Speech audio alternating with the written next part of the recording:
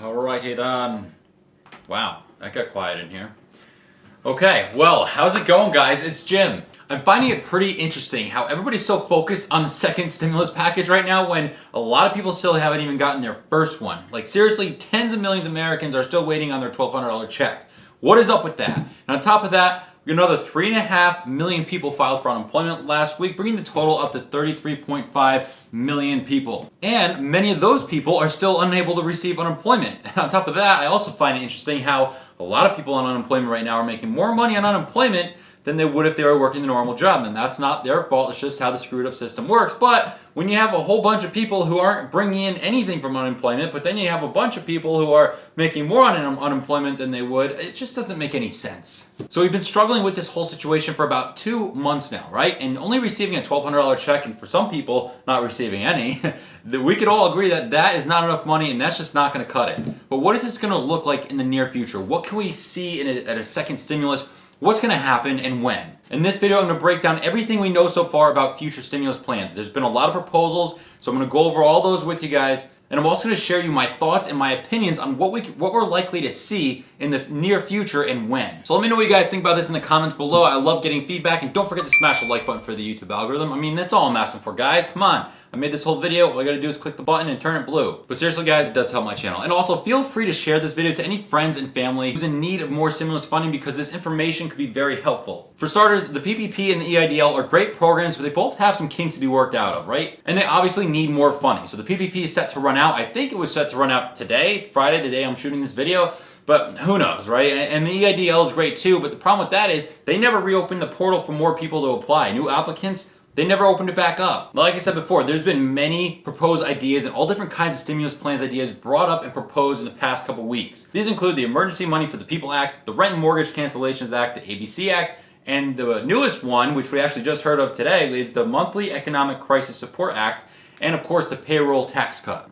So the Emergency Money for the People Act, this is the first stimulus proposal that kind of rolled around. This is the one that gives you $2,000 a month for 6 months minimum. Okay, chunk of time there, and could go up to 12 months. Now you gotta make less than $130,000 a year, you gotta be 16 years or older, and you also get $500 per child up to 3 kids, so $1,500 max for that. It's also tax-free, college students can get it, and you can also make these payments, get the money in through online apps like, PayPal or Venmo and stuff like that.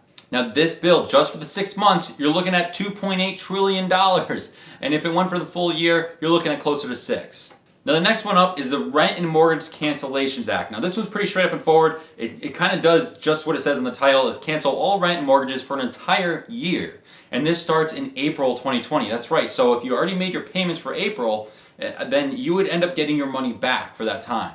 And this one also applies to anybody who lives in the United States that has a rent and mortgage. It doesn't matter if you're making, $1 million a year or you're making $10 an hour, it applies to everybody. Now this bill right here is going to cost $141 billion every single month, and if we went for the whole year, you're looking at $1.7 trillion. ABC Act, this one got a lot of attention. This is called the Automatic Boost Communities Act. The way this one works is you get a $2,000 preloaded debit card, and then from there on out until 1 year after the crisis has ended, you get $1,000 every single month automatically deposited onto your card. This one straight up applies to everybody in the United States. Not citizen, anybody in the United States. So we have about 10 million undocumented immigrants. Those people would be, applicable, is that the right word? They would qualify for this. For this one, I came up with about $8.5 trillion. Now the newest one that just came out actually in the time of me making this video was the Monthly Economic Crisis Support Act. This gives you $2,000 per month and $2,000 per dependent up to 3 dependents, which means a family of 5, husband, wife, and 3 kids, they could get a maximum of $10,000 every single month. Now, what's really interesting, this goes from March all the way to 3 months after the crisis has been cleared and safe. Starts in March, which means you get paid for March, April, May. You get paid for 3 months, and then if it started in June, that's 4. Your first check would be about 4 months of payments. If your family's bringing in $40,000, or if it's just you yourself, you get about $8,000 on your first payment. It's pretty crazy. So in total, you're looking at about 21 months of payments with this program, and that's going to cost a whopping $12.6 trillion. And the final one that we've been hearing a lot about is the Payroll Tax Cut, and this one does pretty much exactly what it says in the title, just like the other one. but this just cuts tax out of your payroll. Now, this one I don't really have a number for because it varies so much on depending on how much you make. But for an example, if the average person in America makes $31,000 in a year, and big if here, if they determine to cut the entire tax, then you're looking to save about $200 every single month or $2,400 a year. Self-employed individuals, they save a little bit more because of how the tax structure works. I'm not going to get into it right now, but on a $100,000 salary, you save about 15%, which is $15,000 every year. Now, the reason why I said big if right there is because they haven't been super clear on if it happens, how much percentage of the tax they would actually cut. Now, guys, you got to keep in mind, these proposals are simply proposals, okay? Nothing here is set in stone yet. And the numbers that I came up with for these proposals, I came up with doing my own math and research. So if you want to see the full breakdown on those, I made a video on every single one of these proposals. So go check them out on my channel. What I'll do is I'll link them down below in the description. I'll have them labeled for you if you want to go check them out there. Go to my channel and just scroll around and click on all the videos. So we have a bunch of different options here, right? A bunch of different ideas that were brought up and proposed.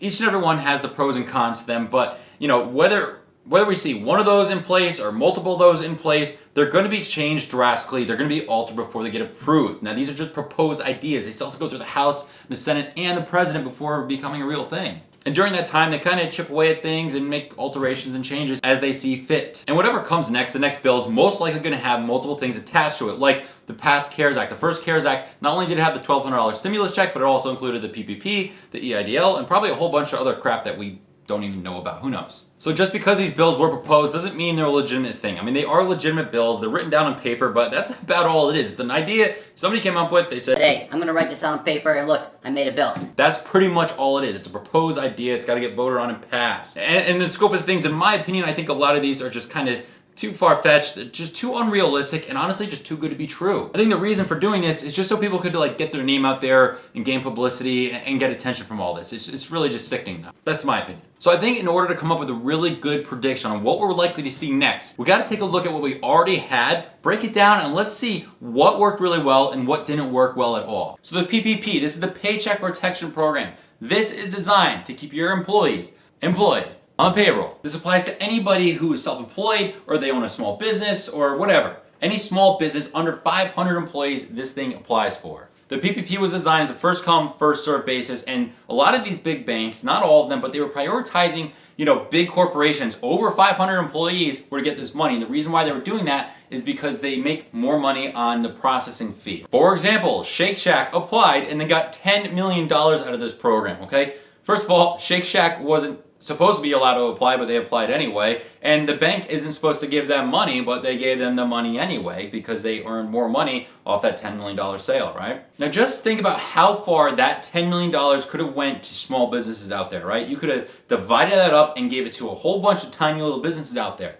And it's not just okay, the business gets the money, but the business is able to put the employee on the payroll. So now you're impacting a lot of people, and those employees go home to their families, and they got bills to pay, and they got mouths to feed. So you deprived tons of people, probably hundreds, if not probably thousands of people with that $10 million screw up there. You know what I mean? So that's just not right. That is just an example here, guys. It wasn't $10 million. The total overall was $650 million was misdirected and illegally sent out, whatever you want to call it. $650 million. Shake Shack, the $10 million was just one example. But other than that, the PPP is very good, very successful. I don't want to get too into detail and bore you guys with that. That's not what this video is about. But if you want to check out the full breakdown on that, click right above right here or down in the description below. What am I saying? You get the idea. Now, the EIDL is something I would like to see in the next bill, but I'm not certain that it will be. I'm kind of leaning towards it is. And the reason for this is because the portal has been closed for a long time. It hasn't been reopened for new applicants. And I'm sure this is due just to high volume. Their old antiquated computers can't handle this,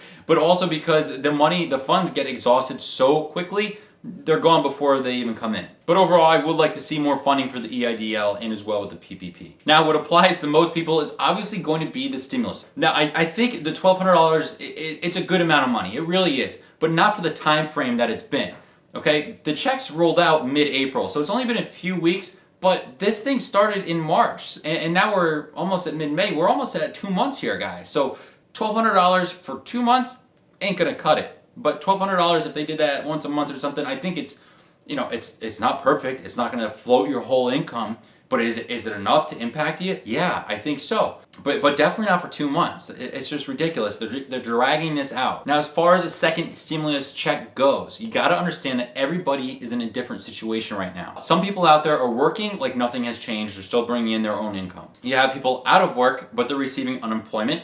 Of those people receiving unemployment, some of them are receiving more than if they were to make at their normal job. And then you have some people who are out of work and aren't getting any unemployment, but only have gotten their stimulus check. Then you have a lot of people who haven't gotten anything. No stimulus check, no unemployment, and no work. Now, there are a few different reasons why those people are still waiting without any aid. Okay, one of them would be the IRS is still waiting on their information like the direct deposit, or they don't have the right address, or they're just missing some sort of stuff like tax returns or whatever. They're still processing it. Another one would be just because their computer system is just so old, antiquated, screwed up, and unorganized. Now, regardless whether or not you like these other proposed plans that I just listed off above, whether you like them or not, I personally don't think any of those will be included in the next stimulus package, bill, whatever you want to call it, and here are my reasons why. Number one here is the timeline, okay? All those proposed ideas go for a minimum 6 months or up to a year or more than a year. Now, whether you're in favor for this or you're not in favor for this, I'm not saying I am or I'm not. I'm remaining completely neutral here. I'm just bringing up the fact that the first wave of stimulus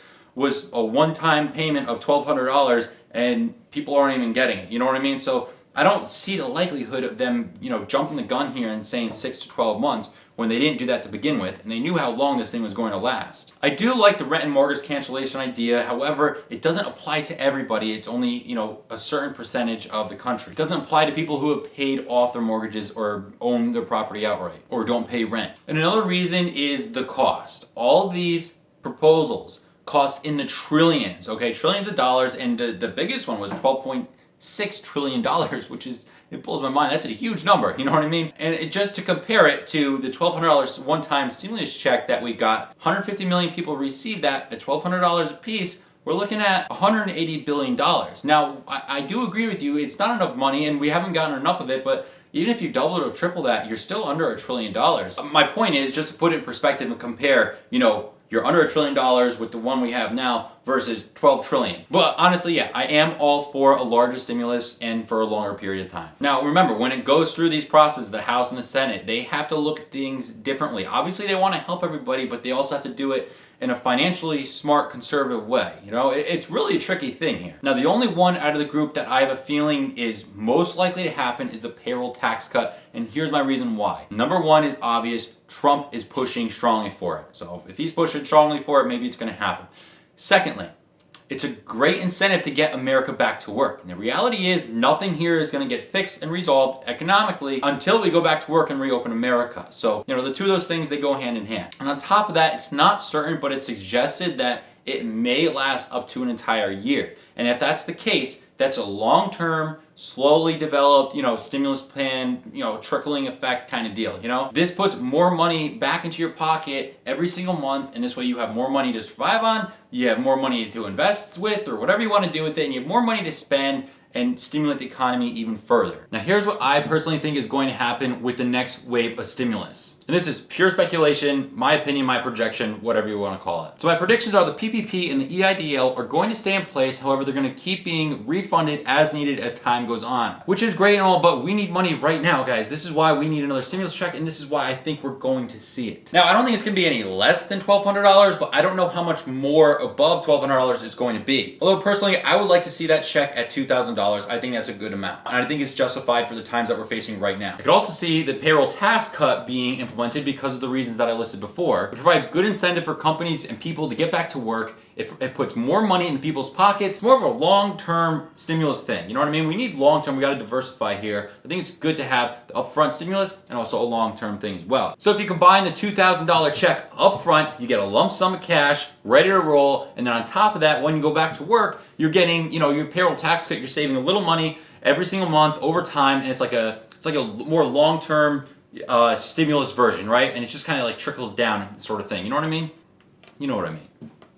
I know you know what I mean. Now, ideally, I think it would be good to have like a monthly kind of stimulus thing, but maybe not lock us into like a whole chunk of time. Maybe it's like a month-by-month basis and see how things go, because we don't know what our economy is going to be like in the future. I think we got to take it step by step and not just say, one full year, $2,000 a month, done. And the only other thing that I would like to see in a stimulus package is for the max cutoff to be raised. Right now, the one we had before was $75,000. You earn any more than that, goes down, and after $100,000, you don't get anything. I think that should be raised because there are a lot of families out there who earn $100,000, $150,000 or more that, you know, are still out of a job, are still losing income. They got a family to feed and they got bills to pay too. So I think that should be applied to more people. I'm not going to put a number on it. I'm not really sure, but I think it's got to be, you know, raised. It definitely's got to be raised quite a bit. So that's pretty much what I think we're kind of likely to see in the next stimulus package, bill, whatever you want to call it, okay? But as far as in terms of when, I'm not too sure, because looking back at our history with the last one, right? Look how long it took that first bill to pass. It took a couple weeks to be, you know, proposed, signed off, reviewed, voted on, passed, and then it took a few more weeks for the money to actually be sent out. Now, will it happen in May? Well, today's May 8th that I'm doing the video. You'll probably see this on May 9th. Will it happen in May? I don't know. I have a feeling it won't. Maybe the bill will be proposed and voted on and stuff in May. If it does, great, but I don't think we'll see payments until June. Purely speculation, I don't know. The truth is, nobody knows right now. Anybody on the internet who says they do know, they probably don't know. However, with the stimulus checks, if and when this does happen, which I think it will, but when it happens, I think everything's going to be sent out more smoothly and there's going to be less hiccups along the way because everybody's information is already in the system. If they already send you a check, in theory, all they should have to do is press a button on the computer and it just sends them all out, right?